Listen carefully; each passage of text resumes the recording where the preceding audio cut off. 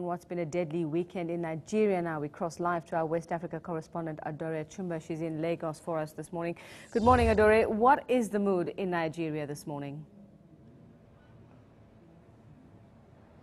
Good morning. Well, many Nigerians are asking how it is possible that the insurgents, the Boko Haram insurgents, could have taken out a possible 2,000 civilians in the northeastern town of Baga. Now, that number is being disputed because there isn't any actual confirmation of that number. But Nigeria's military says the descriptions so far about that attack have been valid, although no numbers have been given yet. Local officials in the Baga community say also that the death toll is pretty high. One of them saying, even though it may not be up to that 2,000 that is being quoted, that it is in hundreds. Survivors who were able to trek for 4 days to the capital city of Borno, Maiduguri, are narrating their harrowing ordeal. Many of them saying they had to step over dead bodies. One saying that the old and children were gunned down as well, and one pregnant woman, her belly was slit open. Again, these are horrid details coming out from survivors who were able to escape Boko Haram insurgents from Baga. Now, the Nigerian president has not made a specific statement regarding this particular incident, but the military says that it is carrying out an operation to wipe out the insurgents there. An operation was underway in Damaturu in next-door Yobe State, where insurgents also tried to carry out an attack. They so far say that the military rather says that it was able to foil that attack and that normalcy has returned to that community. Adaure, tell us about these suicide bombings that we saw happen over the weekend. Some conflicting reports as to whether these were actually little girls or whether they were just young women in their 20s. Yes, indeed. While many Nigerians were still reeling about the attacks in Baga, more suicide attacks in that same region. The first on Saturday, purportedly carried out by a 10-year-old girl. That attack killed 20 people and injured 18.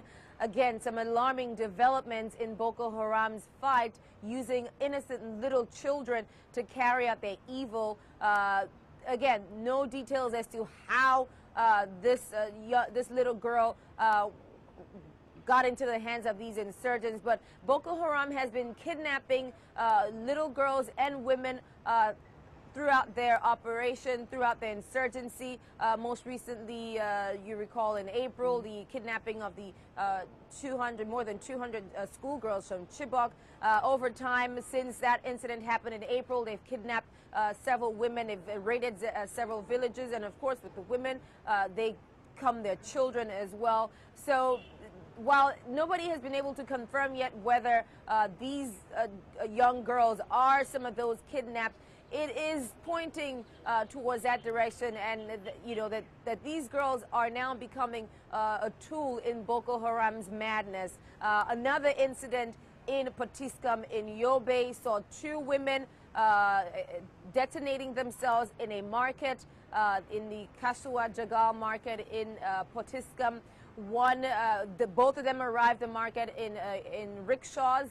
One went into the market. When she detonated, the other suicide bomber who was waiting outside in her rickshaw also detonated. That incident, we're told, 4 people lost their lives in that one.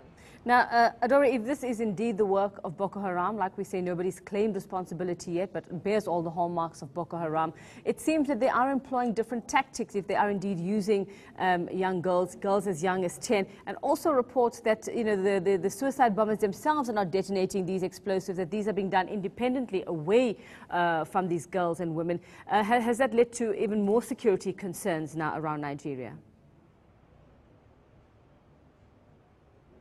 Well, all the attacks are of concern to Nigerians and the Nigerian government. The military, as I mentioned, says that it is carrying out its own operation to root out the terrorists. They're also calling for support not just from Nigerians but also neighboring countries and the global community.